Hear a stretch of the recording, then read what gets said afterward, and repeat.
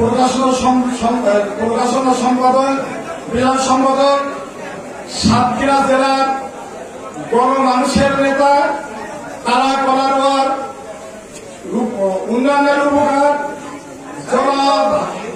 জননেতা জনাব হাবিব ভাই সহ মঞ্চে উপস্থিত আছেন।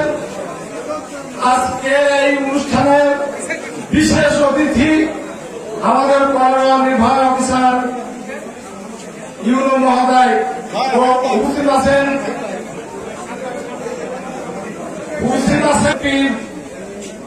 কলারোয়া উপজেলা বিএনপির সংগ্রামের সহসভাপতি সাবেক অধ্যক্ষ শেখ আবদুল্লাহ ডিগ্রি কলেজের বর্তমান কলারোয়া বিএনপির মুখপাত্র জনাব রইসউদ্দিন আহমেদ সাহেব উপস্থিত আছেন। কলারোয়া পৌর বিএনপির সংগ্রামী সাথী বন্ধুগণ মঞ্চে উপস্থিত আছেন। কলারোয়া থানা ইনচার্জ অফিসার মোহাম্মদ শাহিদ উপস্থিত আছেন। কলারোয়া উপজেলা বিএনপির সকল নেতৃবৃন্দ, পৌর বিএনপির ভারপ্রাপ্ত সভাপতি কামরুল হোসেন উপস্থিত আছেন।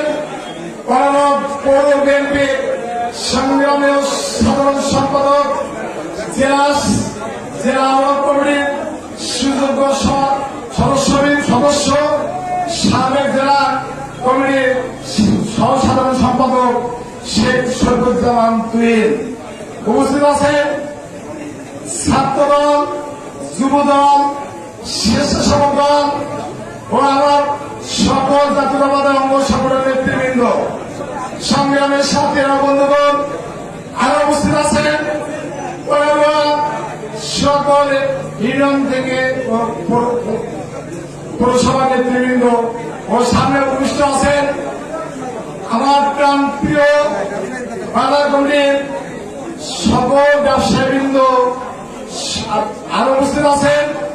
বর্তমান বাজার কমিটির নবনির্বাচিত সকল সম্পাদক মন্ডলী ও সদস্য মন্ডলী সবাইকে জানাই কলারোয়া পৌর বিএনপি এবং কলারোয়া বাজার কমিটির পক্ষ থেকে আন্তরিক সালাম ও শুভেচ্ছা। অন্যান্য ভাগের প্রতি রইল রজনীগন্ধার শুভেচ্ছা। সংগ্রামের সাথী বন্ধুগণ, আজকে এই বাংলাদেশ দ্বিতীয়বার স্বাধীনতা অর্জন করেছেন বৈষম্য ছাত্ররা তাদের বুকের তাজা রক্ত ঢেলে দিয়ে এদেশকে স্বাধীন করেছে।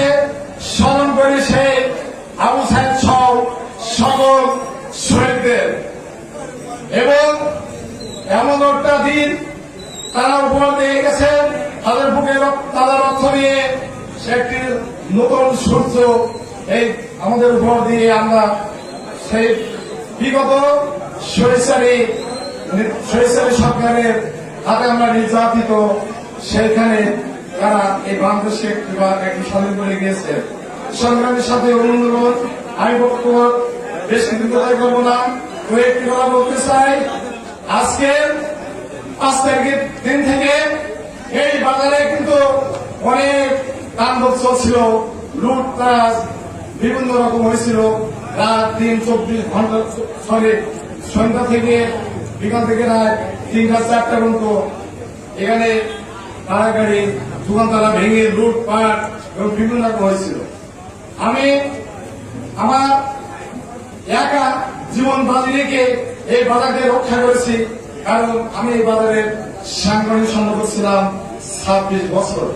তাই আমি রাখার মতো অবস্থায় এই বাজারের বিগত পরিষদে আওয়ামী লীগের সভাপতি সেক্রেটারি ছিলেন।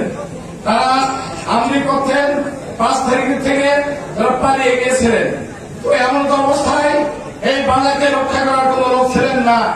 আপনারা এখানে 3-4 হাজার দোকানদার আছে, আবহাওয়া দোকানদার আছে, আপনারা এখানে শুনে থাকেন।